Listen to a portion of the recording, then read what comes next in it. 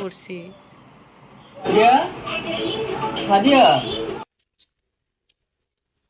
আসতেছি।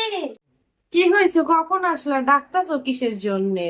টিভিতে কার্টুন ছাইড়া রাখছো কেন? তোমারে না বলছি বাচ্চারে কার্টুন না দেখাইতে? কি করবো বলো, হাঁড়ি পাতিল গুলো তো ধোয়া লাগবে। একলা মানুষ, একা তো বাচ্চাটা রাইখা করা যায় না। ও দুষ্টামি করে, গায়ে পানি লাগায়। ওর তো ঠান্ডা লাগবে, এই কারণে এই মাত্রই কার্টুনটা ছাইড়া আমি একটু কয়টা হাঁড়ি পাতিল ধুইতে গেছিলাম।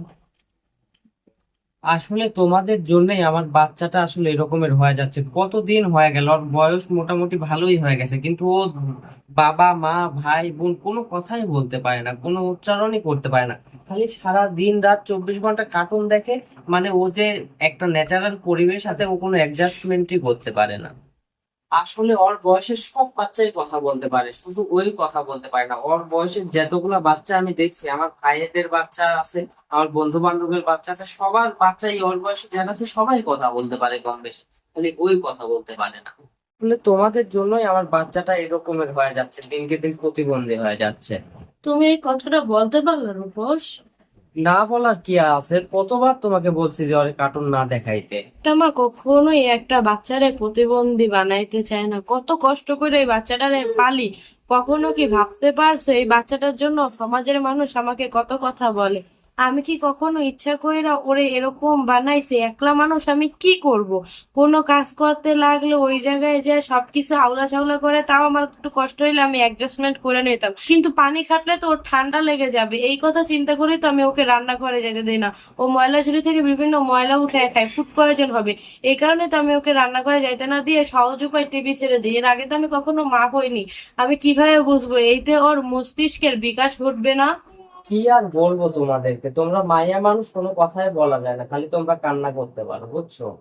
শোনো রূপস, আজকে তোমাকে একটা কথা বলি। এই বাচ্চাটারে আমি 10 মাস 10 দিন গর্ভে ধরছি, তোমার থেকেও বেশি সময় আমি ওরে আমার কাছে রাখি। এই বাচ্চাটা যে এখন কথা বলতে পারতেছে না, ওর এখন 18 মাসের বেশি বয়স হয়ে গেছে। আমি মানি ওর আশেপাশের সমস্ত বাচ্চারাই ওর থেকে বেশি কথা বলে, কিন্তু কখনো কি ভাবছো আমি ওরে একা রাখতে যা কতটা কষ্ট করি?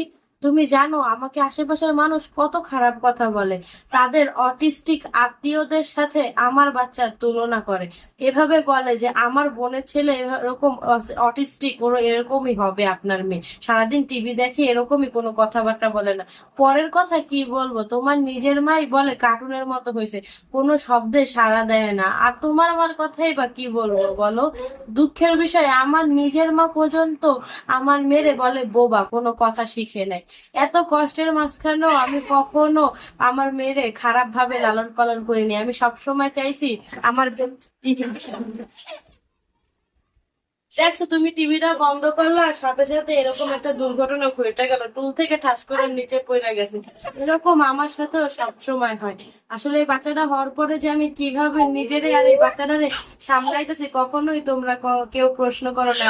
ঠিক মতো খাওয়া গোসল ঘুম কোনোটাই করতে পারি না, দিনকে দিন ডিপ্রেশনে চলে যাচ্ছি, তারপরও বাচ্চাকে এক ফুটি অবহেলা করি না। তারপরও এই সমাজের অদ্ভুত কিছু মানুষ কোনো কিছু হইলি শুধু মাকেই দোষ দেয়। আসলে কি বলবো বলো, আমিও সারাদিন দোকানে থাকি, আমি যে একটু ওর সাথে সময় দেবো এরকমেরও কোনো সময় পাই না। আবার তুমি সারাদিন বাসার কাজ কাম করো, আমি তো বুঝি যে তোমার অনেক কষ্ট হয়। তারপরেও আমি মনে করি যে টিভিটা না ছাড়লে ওর জন্য অনেক ভালো হয়। না হলে দেখো ও কোনো কথা শিখতে পারতেছে না এখন, শুধুমাত্র এই কার্টুনটা দেখার জন্য। এখন আমি মনে করি যে কার্টুনটা যদি না দেখো ও তো আস্তে আস্তে কথা শিখতে পারবে। এদিকে তোমার কাজেরও অনেক কষ্ট হয়, তোমার কাজের মধ্যে যা ও সবকিছু আওলায় দেয়, দেখা যাচ্ছে কোনো কিছু ঘর গোছাইলে ও আওলায় দেয়, কোনো কিছু রান্না বান্না করতে গেলে আওলায় দেয়। এখন এই জন্য তো তুমি বাধ্য হয়ে টিভি ছাড়ো।